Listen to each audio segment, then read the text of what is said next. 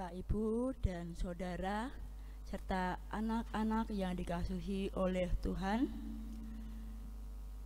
Majelis Gereja mengucapkan selamat hari Minggu, selamat beribadah di rumah masing-masing. Semoga damai sejahtera Tuhan senantiasa beserta dengan kita. Perkenankan kami Majelis Gereja mengingatkan dan menghimbau kepada Bapak, Ibu, dan Saudara untuk menjaga kesehatan dengan tetap mematuhi protokol kesehatan seperti memakai masker jika keluar rumah, menjaga jarak dan menjaga kontak fisik dengan orang lain, serta sering mencuci tangan dengan sabun dan air yang mengalir. Guna mendukung peningkatan layanan ibadah live streaming, maka Majelis Gereja membuka kesempatan bagi Bapak, Ibu, dan Saudara yang rindu untuk berpartisipasi melalui persembahan khusus pengadaan peralatan multimedia. Apabila Bapak, Ibu menghendaki dukungan dalam bentuk peralatan, dapat menghubungi Pendeta Kriswoyo selaku koordinator bidang ibadah dengan tujuan peralatan yang Bapak, Ibu, dan Saudara berikan sesuai dengan kebutuhan. Atas perhatian dan dukungan Bapak, Ibu, dan Saudara, Majelis Gereja mengucapkan terima kasih. Untuk informasi kemajelisan, persembahan, dan lainnya dapat dibaca dalam buletin Warta Gereja. Demikian beberapa hal yang kami sampaikan.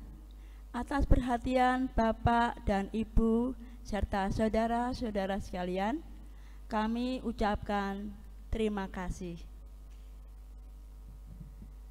Marilah kita masuk dalam ibadah saat ini, dan dengan bangkit berdiri kita nyanyikan Kidung Jemaat 4 bait 1 dan 6.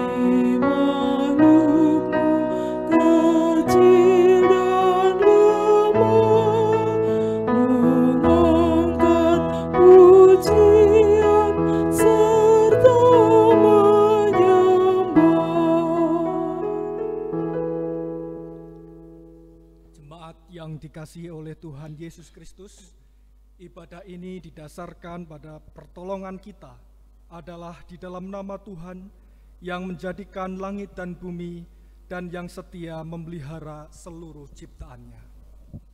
Amin.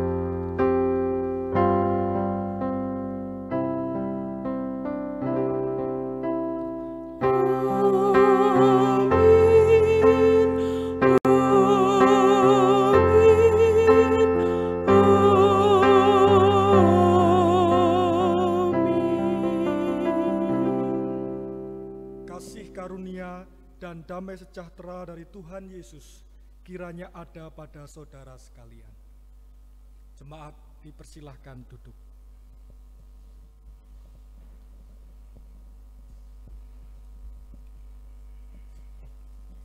Dalam menjalani hidup berkeluarga, kita pasti bertemu dengan pergumulan, tantangan, dan godaan.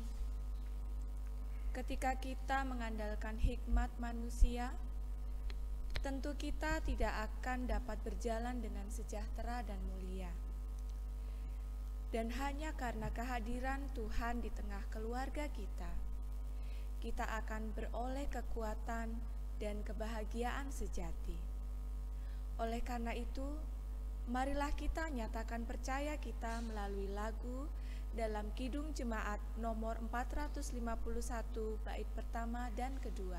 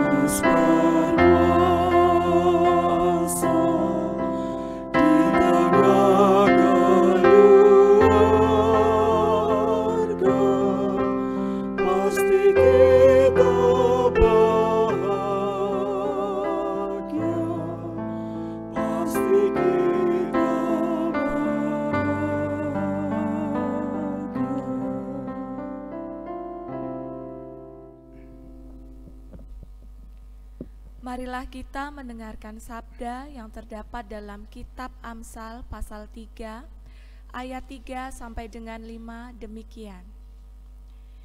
Janganlah kiranya kasih dan setia meninggalkan engkau.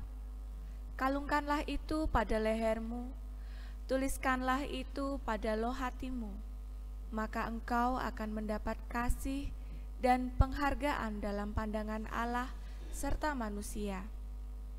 Percayalah kepada Tuhan dengan segenap hatimu dan janganlah bersandar kepada pengertianmu sendiri. Saudara-saudara yang terkasih, berhadapan dengan sabda ini nyata sekali kesalahan dan dosa kita. Karena dalam hidup sehari-hari ternyata kita tidak selalu berhasil untuk memelihara kasih dan kesetiaan, baik kepada Tuhan maupun sesama. Oleh karena itu, marilah kita datang kepada Tuhan, menyesali segala kesalahan dan dosa kita, dan memohon belas kasihan-Nya melalui nyanyian penyesalan dari pelengkap Kidung Jemaat nomor 37 bait pertama dan kedua.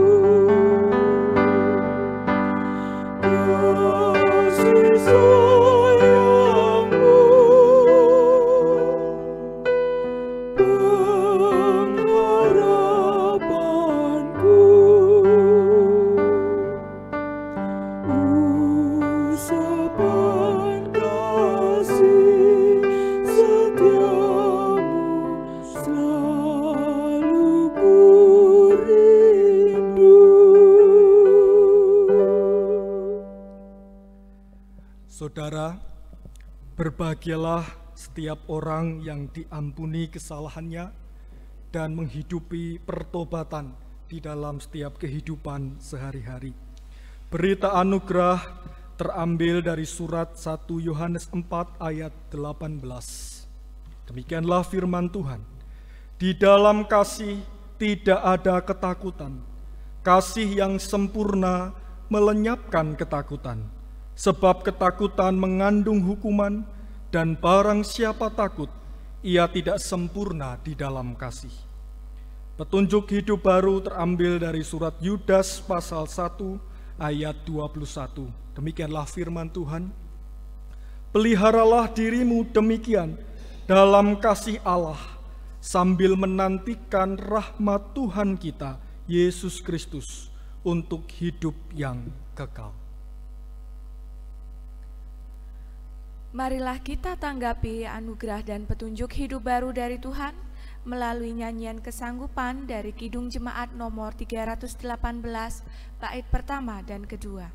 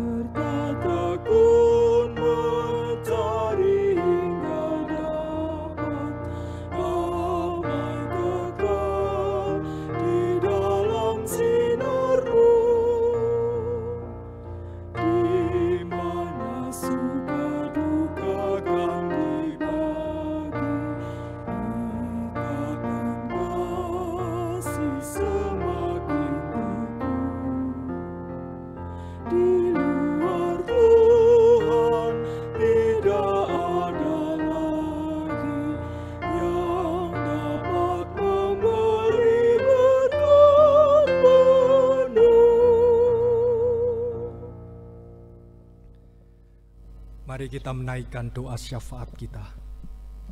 Mari kita berdoa.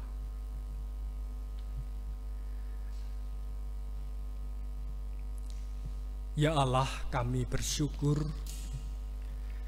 jikalau Tuhan memberikan kesempatan kepada setiap kami untuk menikmati hari baru yang Tuhan izinkan di dalam setiap kesempatan ini. Kami bersyukur ya Tuhan, karena pada saat ini kami boleh beribadah.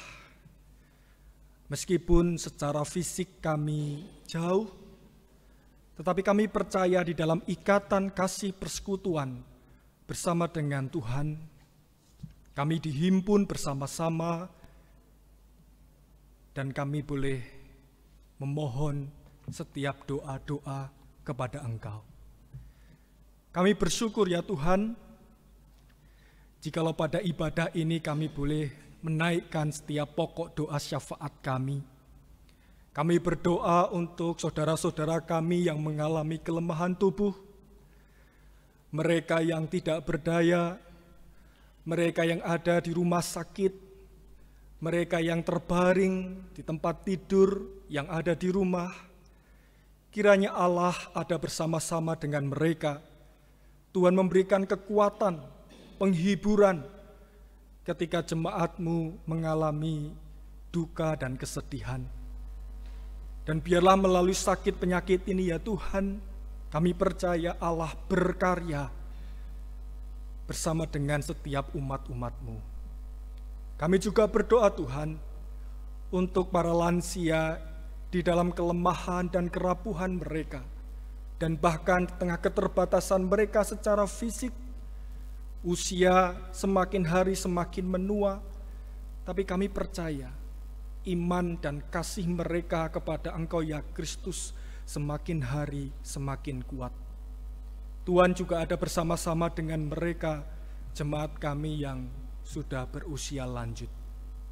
Kami juga berdoa ya Tuhan untuk setiap umat-Mu yang bergumul, karena di masa-masa pandemi ini mereka harus berjuang sekuat tenaga untuk mencari pekerjaan.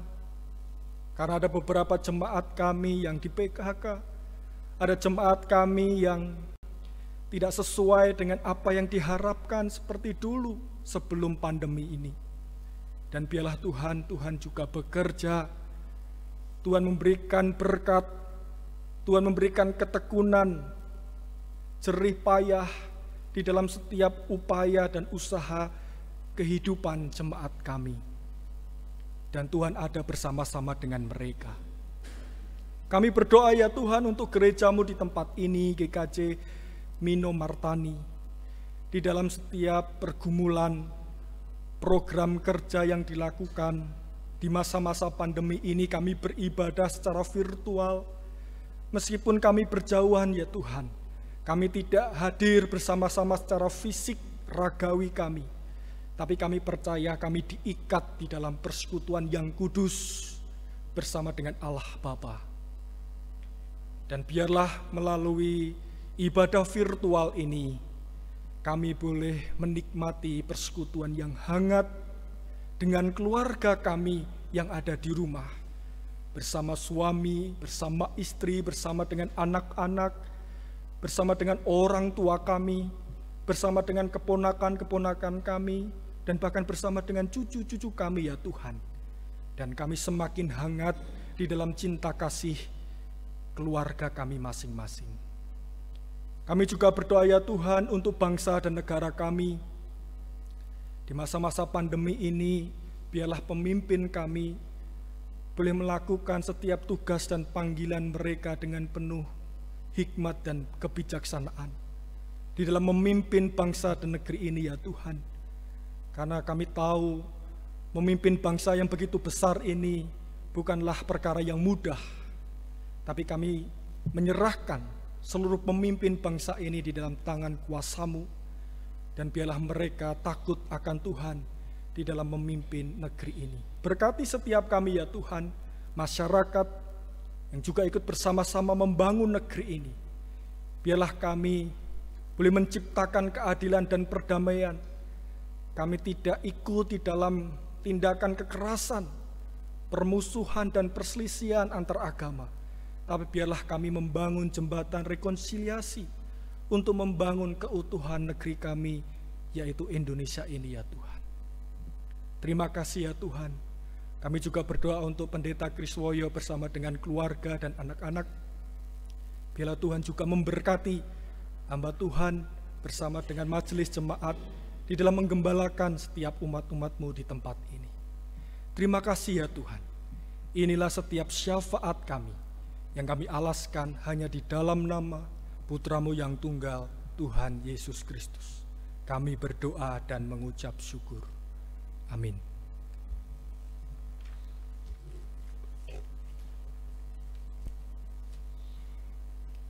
Saat ini kita hendak mengucap syukur kepada Tuhan melalui persembahan. Adapun sabda yang mendasari persembahan kita terambil dari Mazmur pasal 105 ayat 1 demikian. Bersyukurlah kepada Tuhan, serukanlah namanya, perkenalkanlah perbuatannya di antara bangsa-bangsa. Bersamaan dengan menghaturkan persembahan, marilah kita bernyanyi dari NKB 208, bait pertama dan ketiga.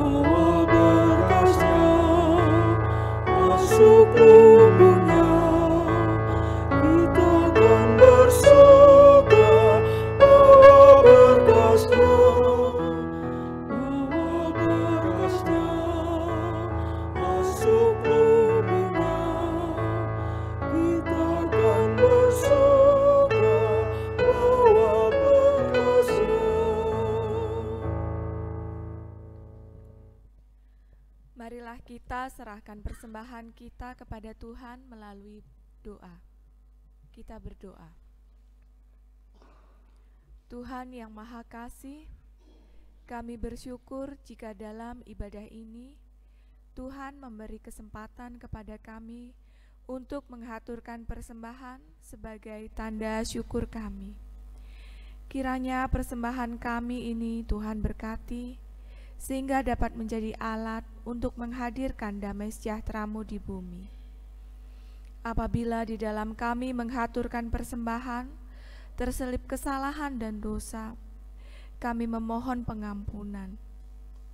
Ya Tuhan, jika sebentar lagi kami hendak membaca dan merenungkan firman-Mu, berkatilah kami, sehingga kami dapat mengerti dengan baik, dan firman-Mu itu kami lakukan dalam hidup sehari-hari. Dalam Kristus kami berdoa. Amin.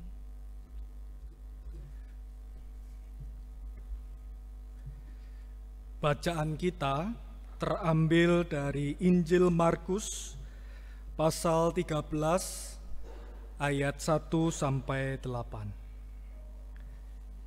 Injil Markus pasal 13 ayat 1 sampai 8. Demikianlah firman Tuhan.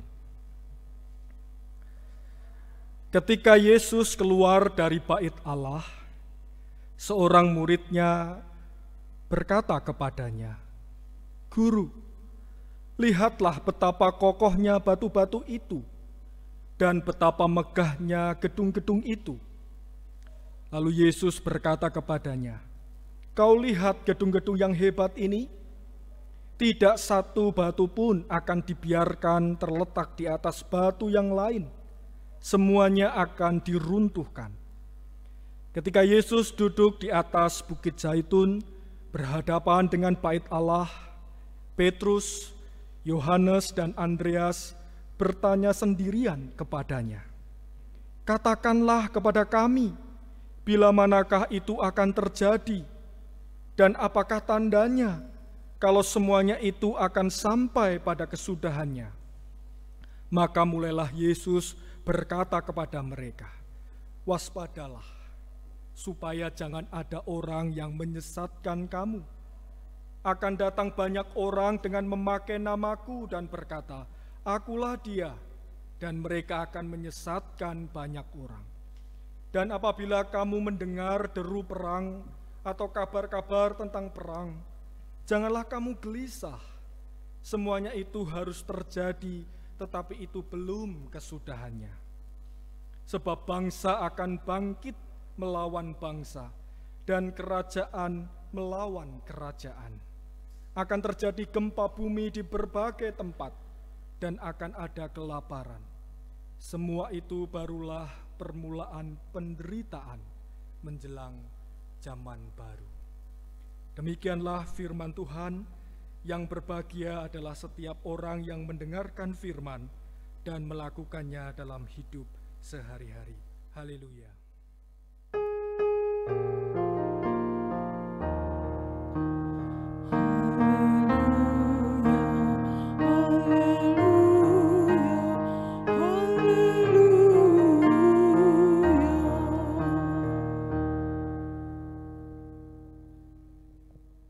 Saudara, ada pepatah yang mengatakan bahwa senjata yang paling ampuh di zaman sekarang ini bukan senjata yang melukai daging atau tubuh, tetapi senjata yang mampu merasuki otak kita dan bahkan bisa melemahkan otak kita.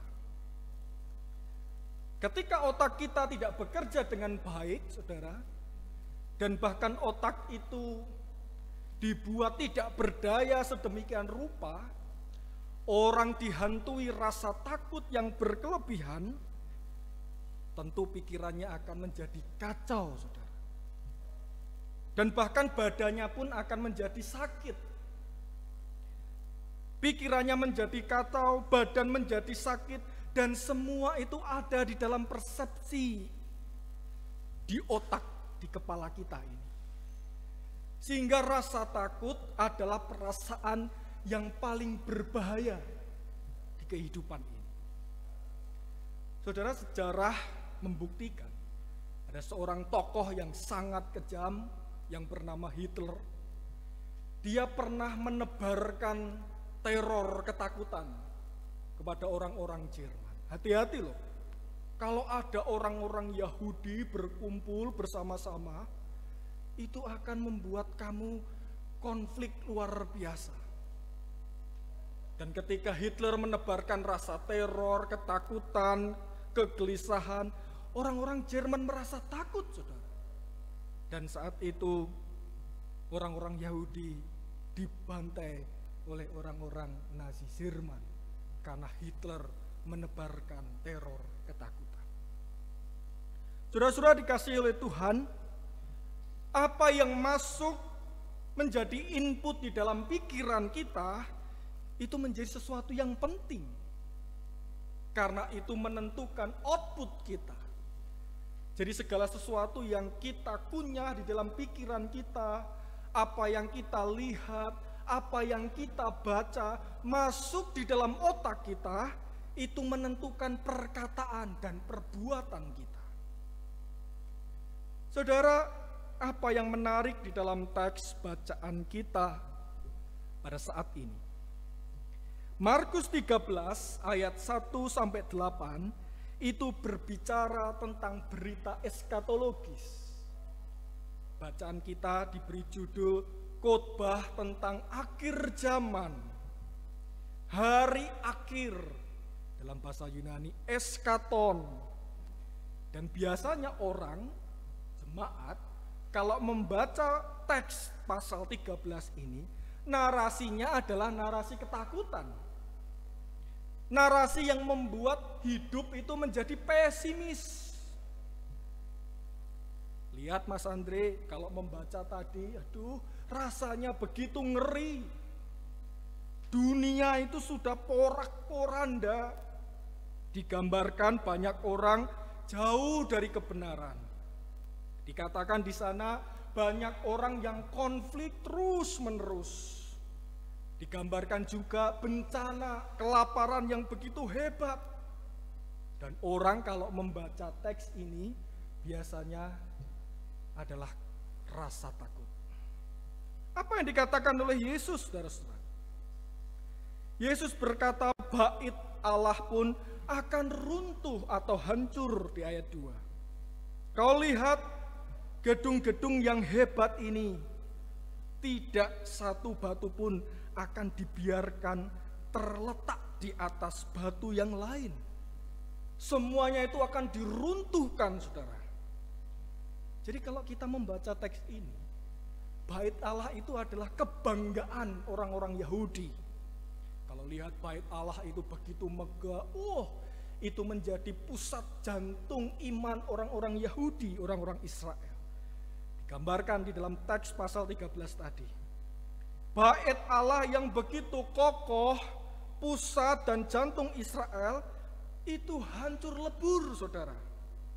Tidak tersisa, dan yang ada hanya puing-puing reruntuhan. Dan biasanya kalau orang-orang Yahudi dulu menghidupi dan ada di sekitar bait Allah, dan ketika bait Allah itu hancur, mereka juga merasa, aduh, berarti Allah sudah meninggalkan kehidupanku. Allah sudah tidak bersama-sama dengan aku. Di tengah suasana ketakutan itu, saudara-saudara, murid-murid berkata kepada gurunya. Dia bertanya kepada gurunya, katakanlah kepada kami Tuhan, bila manakah itu akan terjadi? Dan apakah tandanya kalau semuanya itu akan sampai kepada kesudahannya? Di ayat 4. Apa sikap Yesus, saudara-saudara? Sikap Yesus begitu menarik, dan jawabannya begitu menarik untuk kita simak. Yesus mengatakan apa? Waspadalah, supaya jangan ada orang yang menyesatkan kamu. Akan datang banyak orang dengan memakai namaku dan berkata, akulah dia, dan mereka akan menyesatkan banyak orang. Apa makna waspada di situ? Waspada di situ diartikan tetap kritis, saudara. Kita harus tetap hati-hati dengan kehidupan. Kita harus tetap punya hikmat, tidak mudah terpengaruh. Di masa-masa pandemi ini, kita begitu larut akan kehidupan ini. Kita dirundung kesedihan dan kegelisahan yang berlarut-larut, sehingga membuat orang itu lemah iman dan dikuasai oleh ketakutan. Tapi Yesus mengatakan apa? Tetap waspada, tetap kritis, tetap hati-hati. Jangan mudah engkau lari dari kebenaran Tuhan yang membuat engkau lupa akan kasih Kristus. Ingat, saudara, hakikat kita sebagai persekutuan Tuhan adalah menjadi domba dan bukan menjadi serigala. Yesus mengatakan apa? Hakikat kita adalah menjadi domba. Tapi di tengah situasi yang carut-marut ini, kita bisa berubah. Yang hakikatnya adalah domba, kita bisa berubah menjadi serigala yang berbulu domba. Dan itu yang bisa terjadi di masa-masa pandemi ini.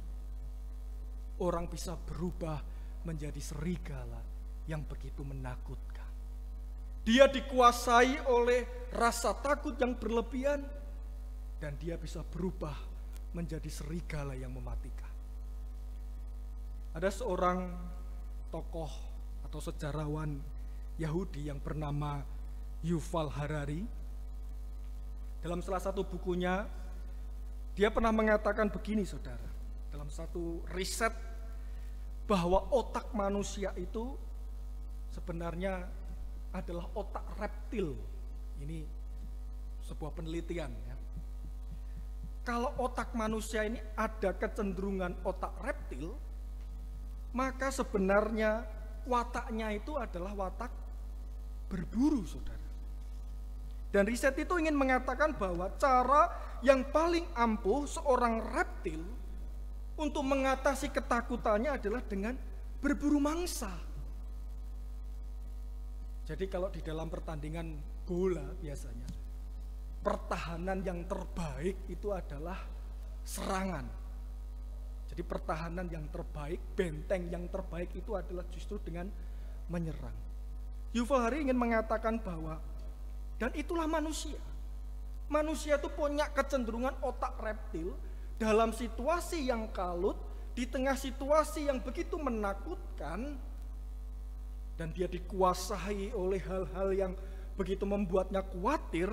Saat itulah manusia punya potensi untuk menjadi orang yang mematikan dan berburu orang-orang di sekitarnya. Oleh sebab itu, Bapak, Ibu, dan Saudara yang dikasihi Tuhan, pertanyaannya adalah, apa sebenarnya yang kita takutkan dalam kehidupan ini? Kalau kita jujur dan merefleksikan hidup ini, sebenarnya adalah apa yang kita takutkan sebagai seorang pengikut Kristus, sebagai orang yang sudah lama mengenal Kristus dan mengimani Kristus sebagai Tuhan dan Juru Selamat. Apa sebenarnya yang kita takutkan dalam kehidupan ini, saudara?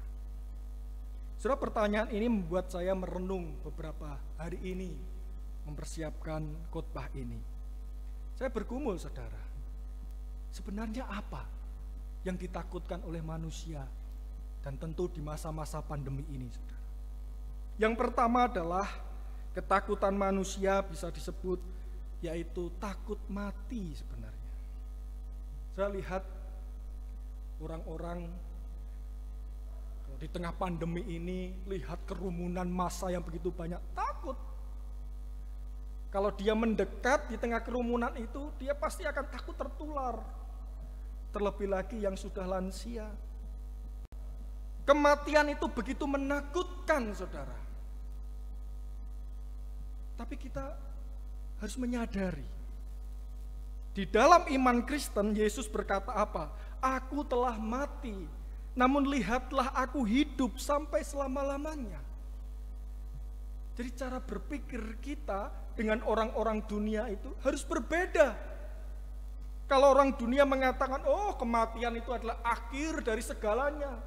Oh akhir zaman itu adalah akhir dari segala sesuatu.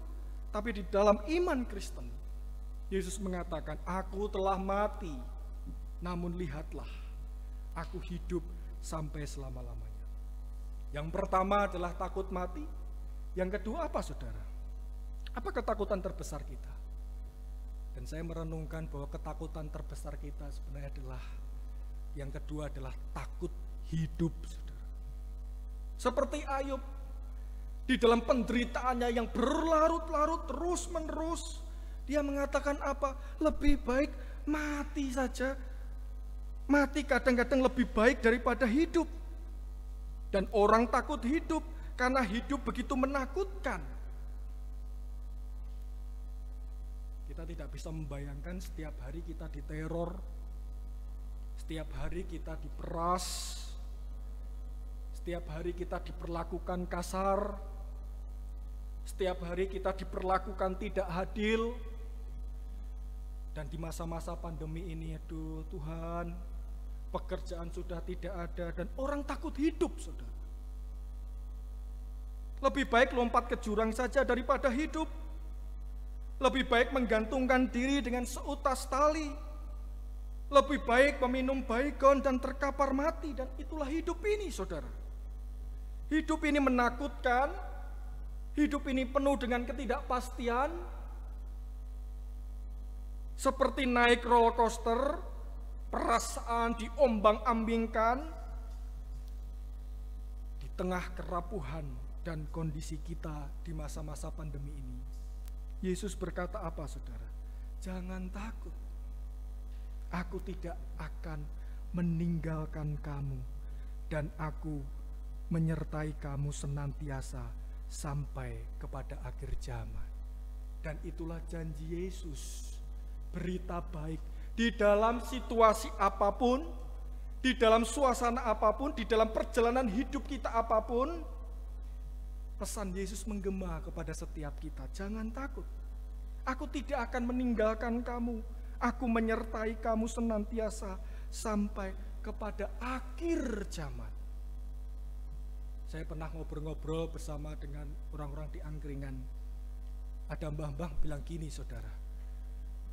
Mas, kok rasanya masa-masa pandemi ini adalah masa-masa yang mendekati akhir zaman. Loh, jadi mbah-mbah itu bisa merefleksikan seperti itu loh, saudara. Kalau menurut Mas Andreas seperti apa? Saya merenung, saudara. Saya tidak bisa berani menjawab apakah situasi ini itu adalah situasi akhir zaman atau mendekati akhir zaman.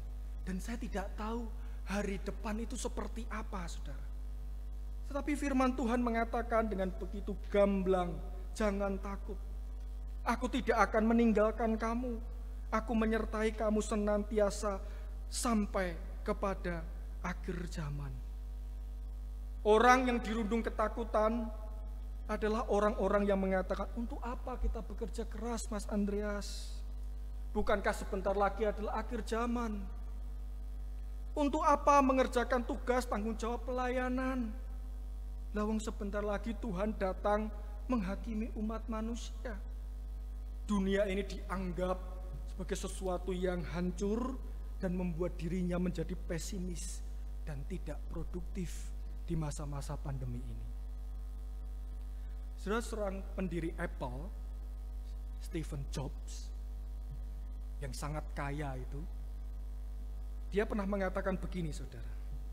Jika hari ini merupakan hari terakhirku, apakah aku akan melakukan setiap pekerjaan yang biasa aku lakukan dengan sebaik-baiknya? Jika hari ini adalah hari terakhirku, apakah aku bekerja dan berkarya dengan sebaik-baiknya? Steve Jobs, saudara, sekarang begitu sukses luar biasa. Dia bisa menemukan teknologi yang begitu canggih. Kenapa? Karena hidupnya itu diwarnai dengan penuh kerja keras. Setiap hari baginya adalah hari terakhir dalam hidupnya. Sehingga setiap hari dia melakukan segala sesuatu dengan penuh makna. Sesuatu yang terbaik di dalam kehidupan ini. Dan bahkan melakukan sesuatu yang terbaik di tengah keluarga. Saudara, orang Jawa bilang di bulan keluarga ini ada peribahasa keluarga itu seperti adoh mambu wangi, cedak mambu tai. Begitu ya Bu ya? Peribahasa orang Jawa mengatakan adoh mambu wangi, cedak mambu tai. Kalau jauh itu rasanya kangen, rindu, pengen kumpul, guyup gitu ya. Tapi kalau setiap hari ketemu, suami ketemu istri, orang tua ketemu anak, ketemu orang tua, setiap hari papas-papasan terus, itu rasanya, aduh, setiap hari bertengkar, konflik, tidak ada habis-habisnya, Mas Andreas. Ya, saudara-saudara dikasih oleh Tuhan, kita diajarkan di dalam teks Markus 13 ini. Kalau Tuhan Yesus mengatakan bahwa akhir zaman itu akan terjadi nanti, kita tidak akan tahu depan seperti apa. Tapi biarlah penghayatan akhir zaman itu membuat setiap kita orang percaya harus berbeda. Kita harus menghayati bahwa masa depan itu ada di dalam terang kesaksian Kristus. Kalau orang dunia mengatakan bahwa masa depan itu adalah masa yang kabur, masa yang gelap, masa yang penuh dengan ketidakpastian, tapi biarlah kita sebagai orang Kristen menghayati bahwa pengharapan kita ada di dalam terang kasih Kristus. Saya punya cerita, saudara, sebagai cerita terakhir. Ada seorang anak, dia kelas 5 SD, dan ini kisah nyata. Dia ditinggal sama orang tuanya, papa sama mamanya. Dan saat itu kejadian malapetaka itu datang. Ketika dia tinggal sama orang tuanya, badai besar itu meluluhlantahkan tempat atau kota di mana dia tinggal. Dan rumahnya itu hancur, saudara, porak-poranda. Dan saat itu di malam hari dia ada di kamar, di pojok, saudara. Lampunya itu sudah sayup-sayup, begitu gelap. Dan saat itu tembok itu hancur. Dan dia itu seperti terjepit di dalam reruntuhan batu-batu. Dan orang tuanya tidak ada. Karena saat itu dia ada acara di luar kota. Dan saat itu saudara, apa yang terjadi? Dia bisa bertahan sampai 24 jam terjepit di batu. Malam dia harus melewati pagi, siang, sampai akhirnya tim SAR itu bisa menemukan dia. Tim SAR bisa melihat karena ngecek, saudara, ada detak atau nafas yang sepertinya ada orang yang ada di sekitar sini. Runtuhan batu-batu itu sudah begitu menjepit. Dan saat itu anak itu dengan mata yang terpejam, dia masih bernafas dengan begitu berat. Diangkatlah batu-batu itu, saudara. Dibongkar batu-batu itu, dan lalu anak itu digendong oleh tim SAR, lalu dibawa ke tempat medis. Ketika dia siuman, anak itu diwawancarai oleh seorang wartawan. Wartawan itu bertanya begini, "Dek, kamu kok begitu kuat?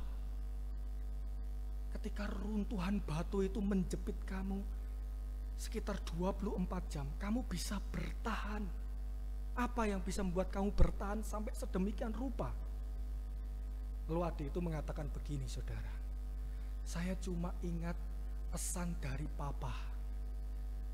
Papa akan menjagaku ketika aku sedih dan ketika aku susah.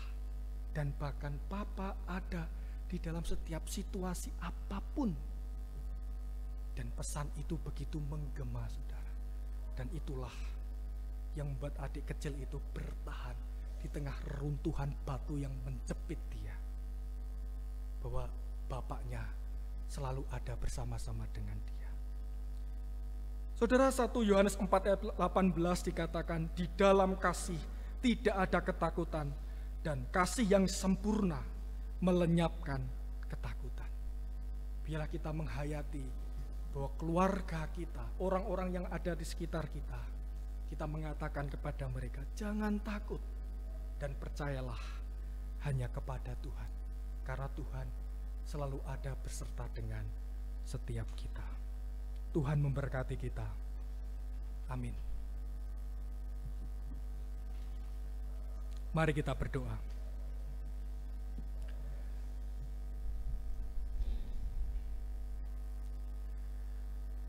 Terima kasih ya Tuhan, untuk setiap taburan firman-Mu yang memberikan kekuatan kepada setiap kami untuk menghadapi kehidupan di hari-hari yang akan datang. Kami percaya ya Tuhan, kehidupan kami begitu sulit, ada begitu banyak rintangan, ada begitu banyak persoalan yang harus kami lalui. Tapi biarlah pesan Kristus, janganlah takut, itu menjadi bagian di dalam kehidupan iman setiap kami umat-umat-Mu. Sehingga hari demi hari yang ada adalah ungkapan syukur kepada Tuhan. Terima kasih ya Tuhan. Biarlah kami tetap produktif di masa-masa pandemi ini. Karena berkat yang berasal dari Tuhan senantiasa tercurah kepada setiap kami. Tuhan senantiasa memberikan kekuatan dan penghiburan kepada setiap kami umat-umat. Inilah doa kami ya Tuhan, yang kami alaskan hanya di dalam nama Putra-Mu yang tunggal, Tuhan Yesus Kristus, yang mengajarkan kami berdoa demikian bersama-sama. Bapa kami ada di surga, dikuduskanlah nama-Mu, datanglah kerajaan-Mu, jadilah kehendak-Mu di bumi seperti di surga. Berikanlah kami pada hari ini makanan kami yang secukupnya, dan ampunilah kami akan kesalahan kami, seperti kami juga mengampuni orang yang bersalah kepada kami. Dan janganlah membawa kami ke dalam pencobaan, tapi lepaskanlah kami daripada yang jahat. karena Engkaulah yang mempunyai kerajaan dan kuasa dan kemuliaan sampai selama-lamanya. Amin.